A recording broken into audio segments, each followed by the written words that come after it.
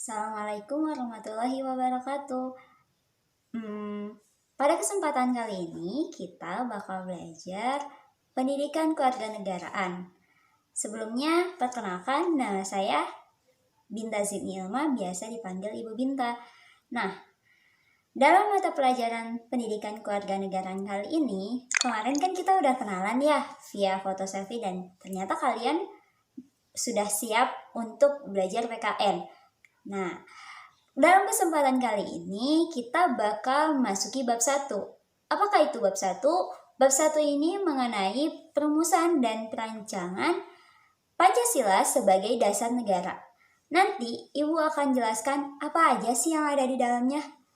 Let's check this out. Kita lihat dulu ya dari judulnya. Perumusan dan penetapan Pancasila sebagai dasar negara. Pasti ada sebabnya dong ya, kenapa kita harus membuat Pancasila sebagai dasar negara. Oke, kita throwback gitu dulu ya. Insya Allah kalian juga masih ingat tentang sebelum kita menetapkan Pancasila itu sebagai dasar negara, kita sebelumnya jauh beratus tahun, ya lumayan, kita udah dijajah oleh beberapa negara. Indonesia telah dijajah oleh beberapa negara. Ada Portugis, ada Spanyol, ada Belanda, dan yang terakhir ada Jepang gitu ya. Nah, Ibu gak akan terlalu ngebahas tentang Portugis, Spanyol maupun Belanda karena insya Allah itu udah pernah di SD. Dan ini juga insya Allah mengulang gitu ya. Kita sempat dijajah oleh Jepang 3,5 tahun. Nah, apa saja sih penderitaan rakyat Indonesia yang dirasakan dari penjajahan Jepang gitu ya? Yang pertama, ada pelaksanaan kerja paksa. Hal ini menyebabkan banyak laki-laki Indonesia dikirim hingga ke Burma. Burma itu di Myanmar gitu ya. Untuk melakukan pekerjaan, pembangunan, dan pekerjaan berat lainnya dalam kondisi yang buruk. Bahkan gitu ya, sampai mereka itu meninggal gitu. Jumlahnya hingga ribuan. Mending kalau misalnya, nggak mending juga sih. Maksudnya, dia orang Indonesia malah kerja di tempat lain, malah sampai meninggal, dan tenaganya dikuras, tidak diberi apa-apa.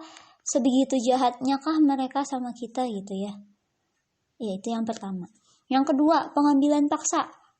Saat itu, tentara Jepang mengambil makanan, pakaian, dan berbagai keperluan hidup lainnya secara paksa dari keluarga-keluarga di Indonesia tanpa memberikan ganti rugi. Kita sekarang aja dicuri aja nggak mau gitu kan. Apalagi dulu gitu. Perjuangan orang-orang zaman dulu sampai makanannya diambil, pakaiannya diambil, terus sampai mereka disuruh kerja paksa gitu kan.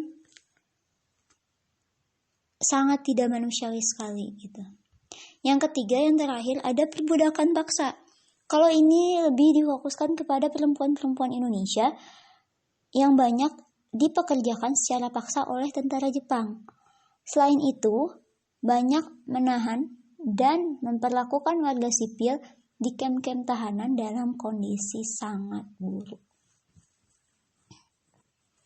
Tidak hanya laki-laki, tapi perempuan juga, bahkan mungkin anak-anaknya pun sama gitu, harus melakukan kerja paksa gitu ya. Pokoknya itu 3 inti yang penderitaan yang dirasakan oleh rakyat Indonesia. Yang pertama, Ibu ulangnya, ada pelaksanaan kerja paksa, 2 pengambilan paksa, 3 perbudakan paksa. Kira-kira kenapa orang Indonesia bisa sampai terjebak pada penjajahan Jepang? Jadi asbabun nuzulnya atau cerita pada saat itu, Jepang mengaku sebagai saudara tua Indonesia karena masih sama-sama Asia. Terus Jepang itu bilang kalau misalnya Jepang itu 3 Apakah itu 3A? Yaitu Jepang Pelindung Asia, Jepang Pemimpin Asia, dan Jepang Cahaya Asia. Mereka bilang bahwa tenang saja, kami akan mengusir Belanda dan kami akan melindungi kalian. Jepang akan melindungi kalian. Ya mungkin terbujuk rayu ya, maksudnya wah senang punya saudara akhirnya dibantu, ternyata sama aja gitu, malah katanya lebih parah. Tapi ya beberapa buku menyebutkan penjajahan tidak ada yang dibenarkan dalam penjajahan sebetulnya. Nah, dilanjutkan lagi, setelah mereka mengumumkan 3A itu, lalu mereka bilang, Jepang bilang akan mengumumkan pembentukan BPUPKI. Apakah itu BPUPKI? BPUPKI adalah Badan Penyelidik Usaha-Usaha Persiapan Kemerdekaan Indonesia, atau sebutan lainnya Dokuritsu Junpi Chosakai. Nah, BPUPKI ini resmi pada tanggal 29 April 1945. Anggotanya ada 62 orang. 62 orang itu orang Indonesia dan 7 orangnya orang Jepang. Dan ketua BPUPKI ini ada KRT Rajiman Widyodiningrat. Dan wakil ketuanya ada Ichibanse Yoshio dari Jepang dan RP Suroso dari Indonesia.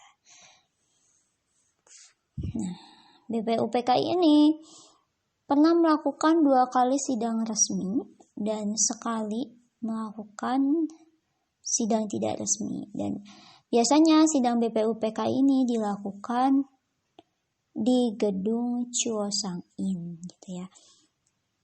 Sidang resmi yang pertama ini dilakukan tanggal 29 Mei sampai 1 Juni 1945, membahas tentang dasar negara.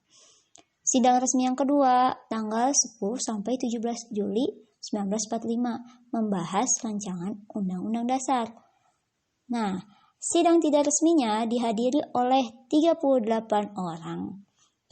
Dan kegiatan ini berlangsung di masa reses antara sidang pertama dan sidang kedua. Tujuannya untuk membahas rancangan pembukaan Undang-Undang Dasar 1945 yang dipimpin oleh anggota BPUPKI yaitu Insinyur Soekarno.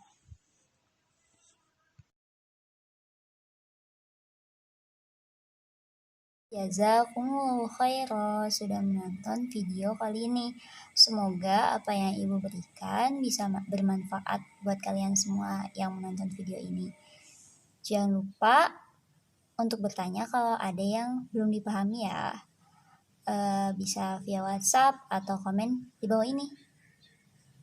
Semoga Allah paling aman, selamat, lancar, dan barokah. Demikian dari Ibu, mohon maaf apabila ada salah-salah kata. Wassalamualaikum warahmatullahi wabarakatuh.